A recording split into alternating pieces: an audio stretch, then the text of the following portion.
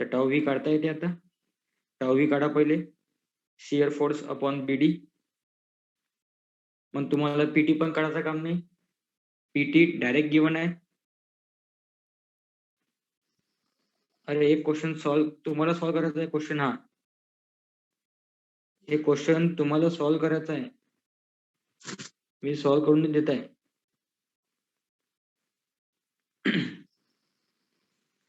You have to solve this question. आता एक question solve केला ना आपण. तुम्हाला त्याचा रेफरन्स घेऊन सॉल्व्ह करता येत नाही का आता.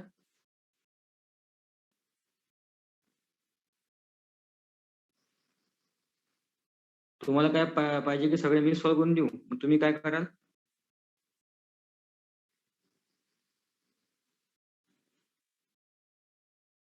तुमचं प्रॅक्टिस झाला पाहिजे ना मेन तर, की माझा प्रॅक्टिस झाला पाहिजे.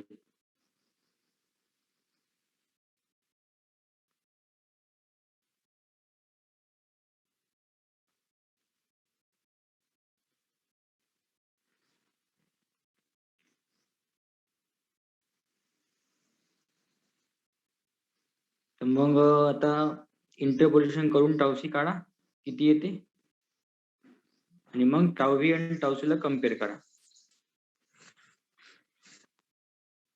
मला वाटतं याच्यात रिक्वायरमेंट आहेच नाही, मग तुम्हाला सांगावंच लागेल. टाऊ व्ही आणि टाऊसीला जेव्हा कम्पेअर करतो आपण तर इथे शिअर एन्फोर्समेंटचा रिक्वायरमेंट नाही येत आहे. इथे मला वाटतं टाऊ व्ही लहान येत आहे टाऊसी पेक्षा. चेक करा तुम्ही काढून.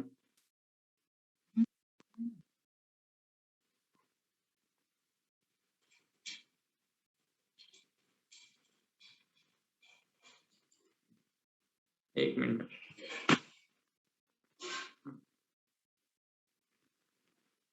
टाऊ व्ही आणि टाऊसी काढा आणि मग सांगा मला की तुम्हाला रिक्वायरमेंट लागत आहे की नाही लागत आहे. टाऊ व्हीचा आन्सर 0.65 येते.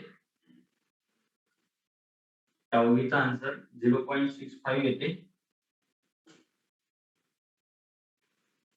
आणि टाऊसी मोठा येतो. टाऊ व्ही पेक्षा मोठा येत या क्वेश्चन मध्ये.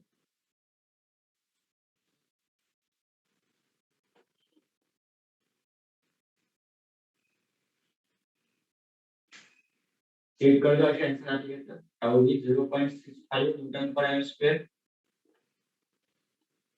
आणि टाऊसी साठी तुम्हाला इंटरपोलेशन करायचं आहे 1.5 आणि 1.75 च्या मध्यात तुमचं 1.67% ऑफ फी मिळते. 0.767 टाऊसी असेल. दोघांना कम्पेअर केलं तर समजते की tau V is less than tau C. मग याचा मीनिंग काय असते. No shear enforcement is required. No shear enforcement is required.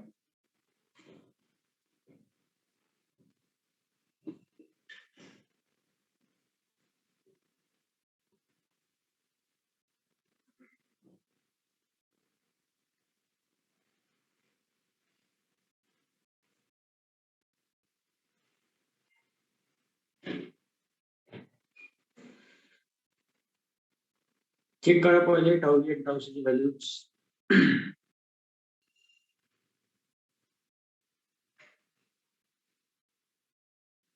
मग जेव्हा नो शेअर एन्फोर्समेंट असते तेव्हा स्टेटमेंट काय लिहायचं हे पण मी तुम्हाला लिहून दिलं आहे. तुम्हाला सेम स्टेटमेंट प्रत्येक प्रॉब्लेम मध्ये कॉपी करत जायचं आहे. तसंच तुम्हाला सेम स्टेटमेंट लिहित जायचं आहे प्रत्येक क्वेश्चन मध्ये. टाऊ व्ही आणि टाऊसी तुमचं आलं का एवढं.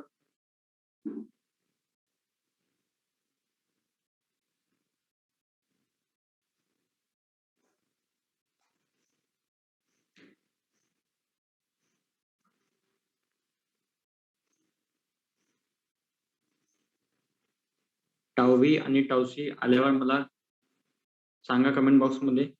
मग मी तुम्हाला मिनिमम शिअर एन्फोर्समेंट कसं टाकायचं असते हे सांगतो. टाऊ व्ही आणि टाऊसी आलं असेल तुमचं, मग आपल्याला टाऊ व्ही जसा आपला टाऊसी पेक्षा कमी येत आहे तर शिअर एन्फोर्समेंटची गरज नाहीये. बट तरी काय करायला लागेल, असं नाही गरज नाही ना, मग टाकायचंच नाही. प्रत्येक डी मध्ये स्टिरअप असतेच ना, बिकॉज प्रत्येक डी मध्ये शिअर फोर्स असणारच आहे. सपोर्ट वर सगळ्यात जास्त शिअर फोर्स असणारच आहे. शिअर फोर्सला कॅरी करण्यासाठी स्टिरअप टाकणं जरुरी पण आहे.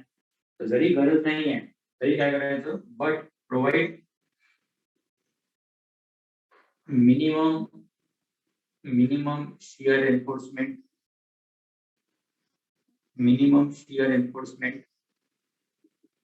in the form of हे स्टेटमेंट लिहून दिल्या तुम्हाला मी. असं स्टेटमेंट लिहायचं प्रत्येक क्वेश्चन मध्ये, जेव्हा गरज नसते तेव्हा.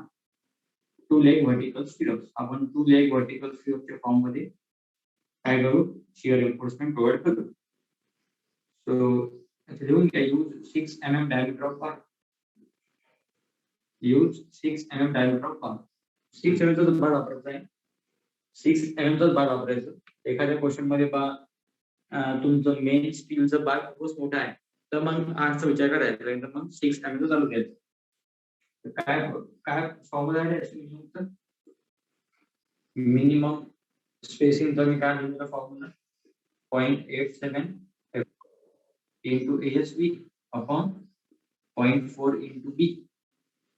हा फॉर्म्युला बरोबर आहे. 0.87 FY into ASB upon 0.4 into B. ASB चं पण तुम्हाला सांगितलं कसं काढायचं आहे. FY दिलाय 415, ठीक आहे. ASB म्हणजे 2 into pi by 4 into B square. Diameter कोणाचं, स्टिरअपचं, अपॉन 0.4 into B.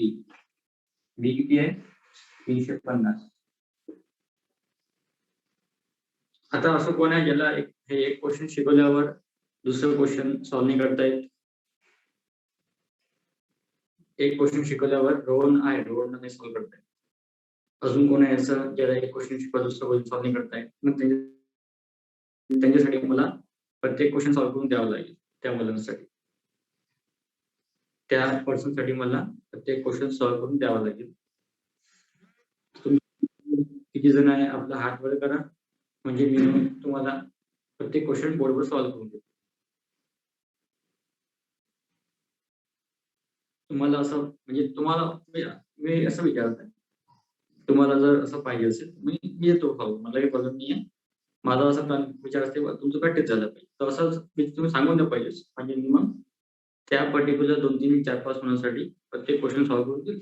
बाकीची मुलं आपलं सॉल्व्ह करू शकतात, ज्यांना जमते ते सॉल्व्ह करू शकतात. 145.83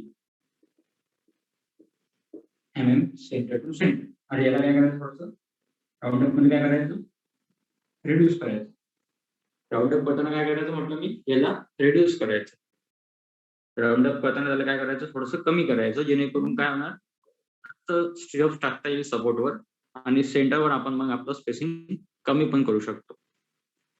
तर हा आन्सर सगळ्यात नियर कोणाचा आहे, हा आन्सर सगळ्यात जवळ आहे 145 चा. त्याला तेवढंच करायचं, म्हणजे खूप जास्त कमी नाही करायचं, खूप जास्त कमी नाही करायचं, किंवा आपल्याला एकदम खूप जास्त कमी करून टाकायचं असं नाही. त्याने म्हटलं तर कमी करून टाकायचं, एकदम 140 नाही करून टाकायचं. ते ज्याच्या जवळ असेल तेच करायचं. तो आन्सर कमी करताना ज्या व्हॅल्यूच्या नियर आहे त्याच व्हॅल्यू सोबत राऊंडअप करायचं, दुसऱ्या व्हॅल्यू सोबत राऊंडअप करायचं नाही. तर 145.83 आहे, तर 145 करायचं, 140 नाही करायचं. हे आपलं आता मिनिमम स्पेसिंग, कमीत कमी आपल्याला एवढं स्पेसिंग टाकायचं आहे. When shear enforcement is not required. Shear एन्फोर्समेंटची गरज नाही आहे तरी पण काय करायचं आहे, मिनिममच्या क्रायटेरियानुसार स्पेसिंग काढायचं आहे. आणि हे याला पण चेक द्यायचा आहे, असं नाही चेक द्यायचं नाही, याला पण तुम्हाला नेक्स्ट स्टेप मध्ये जाऊन चेक फॉर स्पेसिंग द्यायचंच आहे. चेक फॉर स्पेसिंग द्यायचं आहे. एसपी मॅक्स तुम्हाला काढायचं आहे 0.75 D or 300 mm, whichever is less.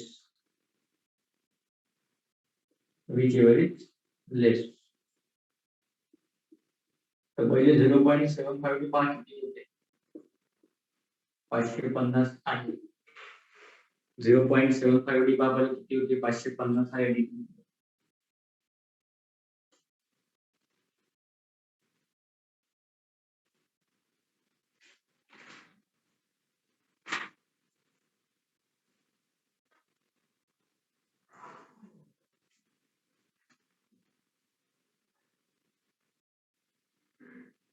किती होते 0.75D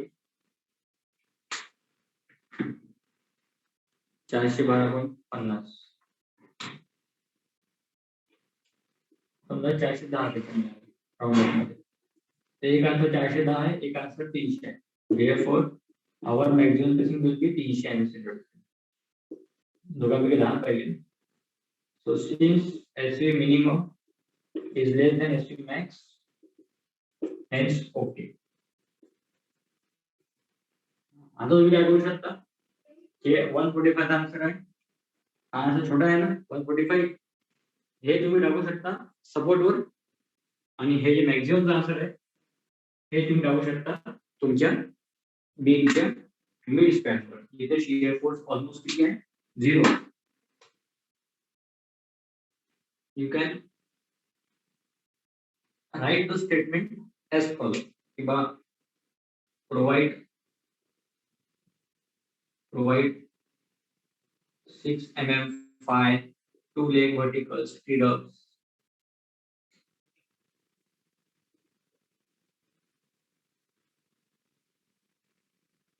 at the rate 145 mm center to center.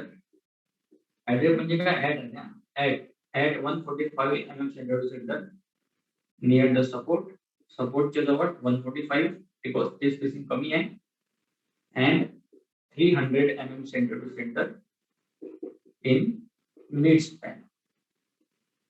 Mid span मध्ये आपण जास्त स्पेसिंग करू बिकॉज तिथे आपलं शेअर फोर्स खूप कमी राहते, ऑलमोस्ट 0 च्या आसपास असते, आणि सपोर्ट वर शेअर फोर्स खूप जास्त असते, तिथे आपण स्पेसिंग जवळ प्रोव्हाइड करू. तर आपल्याकडे दोन आन्सर आहे, एक आहे 145, एक आहे 300. याला आपण प्रोव्हाइड करू सपोर्ट वर आणि त्याला आपण प्रोव्हाइड करू मिड स्पॅन वर.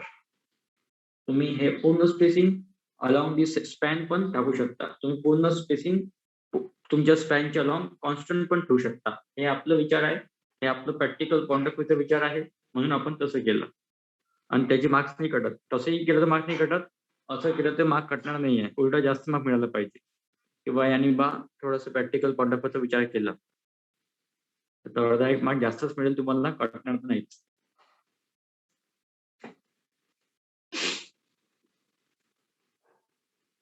तुमची जी पीए टेस्ट आहे त्याच्यामध्ये तुम्हाला असे लहान लहान एमसीक्यू म्हणजे एमसीक्यू मध्ये एवढे मोठे प्रॉब्लेम येणार आहे का नाही, यातलं थोडं काढू शकते बाहेर, यातलं ते थोडं बाहेर काढू शकते. तर प्रत्येक स्टेप, आता सिंगल रेन्फोर्स, डबल रेन्फोर्स, शियर रेन्फोर्समेंट आपण जे काही शिकलो त्या प्रत्येक प्रॉब्लेम मध्ये प्रत्येक स्टेप पण लक्षात ठेवा, म्हणजे तुम्हाला फक्त एका स्टेपचा पण एमसीक्यू मध्ये क्वेश्चन राहू शकते. ज्या प्रकारचे क्वेश्चन मी तुमचे घेतले होते सिंगल रेन्फोर्स, डबल सिंगल रेन्फोर्सचे, अशा प्रकारचं प्रत्येक स्टेप मधून पण क्वेश्चन बनवू शकते. स्टेप वाईज प्रॉब्लेम लक्षात ठेवा, बरोबर प्रत्येक स्टेपला पण लक्षात ठेवा, प्रॉब्लेम सॉल्व्ह करताना प्रत्येक स्टेपला पण लक्षात ठेवायचं, म्हणजे आपण या स्टेप मध्ये काय कॅल्क्युलेट केलं, या स्टेप मध्ये काय कॅल्क्युलेट केलं, फक्त तेवढं कॅल्क्युलेशन पण तुम्हाला एमसीक्यू मध्ये येऊ शकते. ठीक आहे, तर थोडस अभ्यास करताना प्रत्येक स्टेप मध्ये पण आपण काय काय केलं त्याचा पण अभ्यास करा. मी डब्ल्यू रेन्फोर्सचे पण एमसीक्यू तुम्हाला देतो काढून. आता डब्ल्यू रेन्फोर्सचे एमसीक्यू पण तुम्हाला मी त्याची पण टेस्ट घेऊन देतोय. डब्ल्यू रेन्फोर्सचे एमसीक्यू सिंगल रेन्फोर्स घेतलं होतं आपण, डब्ल्यू रेन्फोर्स वर पण मी तुमची एक एमसीक्यू टेस्ट घेऊन देतो, आणि मग याच्यावर पण घेऊन घेऊ टीबी मध्ये शिअरवर.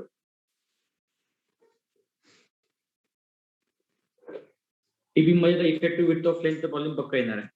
टीबी मध्ये इफेक्टिव्ह विड्थ ऑफ लेन्थ काढायचा प्रॉब्लेम पक्का येणार आहे, बिकॉज ते तुम्ही छोटासा क्वेश्चन आहे तर ते लवकर सॉल्व्ह होऊन जाते, तर ते एमसीक्यू मध्ये येणारच आहे, ऑलमोस्ट शुअर आहे.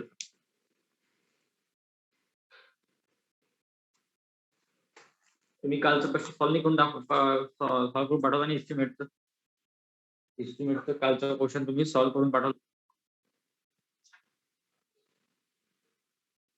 तुम्हाला काल होमवर्क दिलं एस्टिमेटचं.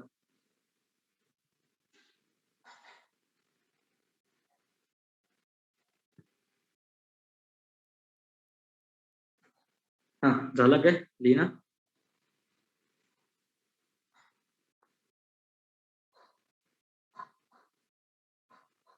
झालं काय?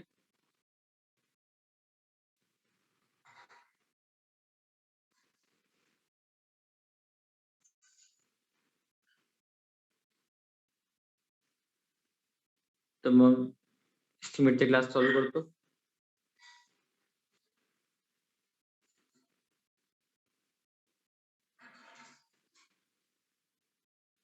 थोडी प्रॅक्टिस ठेवा सॉल्व्ह करायचे क्वेश्चन. सेम क्वेश्चन तुम्हाला सॉल्व्ह नाही करतायत, ते पण 3 ते 4 स्टेजचे प्रॉब्लेम असते, ते तुम्ही सॉल्व्ह नाही करू ट्राय करत नाहीये, काय कामाची गोष्ट आहे मग. सेम डिक्टॉक क्वेश्चन असते, 3-4 सेटचा प्रॉब्लेम असते, आणि ते आपण एक क्वेश्चन पूर्ण कम्प्लीट शिकवलं, दुसरं क्वेश्चन सॉल्व्ह नाही करता, तर काय कामाची गोष्ट. आणि व्हेरायटी आहेच नाही क्वेश्चन मध्ये, सेमच प्रॉब्लेम आहे. जिथे व्हेरायटी असते ते क्वेश्चन मी तुम्हाला देतो का सॉल्व्ह करायला. या क्वेश्चन ते क्वेश्चन मीच तुम्हाला सॉल्व्ह करायला देत नाही. आता या क्वेश्चन मध्ये व्हेरायटी होती किंवा मिनिमम काढायचं होतं, मी सॉल्व्ह करून दिलं व्यवस्थित.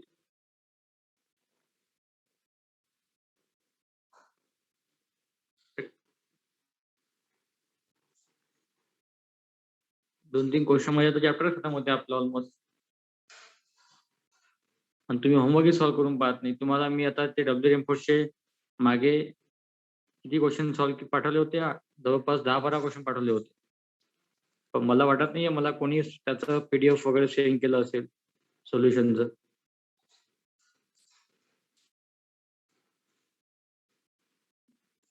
So what is the use of that. ते मग पाठवलं का काम काय होतं. होमवर्क वगैरे सॉल्व्ह करा, प्रॅक्टिस करा, तुमचं प्रॅक्टिस झालं पाहिजे. तुमचं प्रॅक्टिस झालं पाहिजे. मला बोर्डवर प्रॅक्टिस करून काहीच फायदा नाहीये. तुमचा फायदा होणार आहे त्याच्यात, प्रॅक्टिस तुम्ही कराल तर.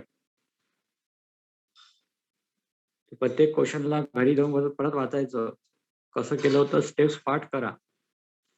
मागे पाहून पण आता 2-3 क्वेश्चन मी सॉल्व्ह करून देईल, मग तुम्ही कसं सॉल्व्ह कराल, तुम्ही परत मागे पाहूनच सॉल्व्ह कराल. स्टेप्स लर्न झाल्या पाहिजे, म्हणजे मागे पाहून सॉल्व्ह करायचं काम नाही पडलं पाहिजे. स्टेप्स आपल्या पाठ झालं पाहिजे. We have to learn the steps. जास्त मोठे प्रॉब्लेम तर आहेच नाही, हार्डली 3-4 स्टेपचे प्रॉब्लेम असते आपले. फक्त स्लॅबचे प्रश्न मोठे आहे, मग स्लॅबचे कसे कराल तुम्ही.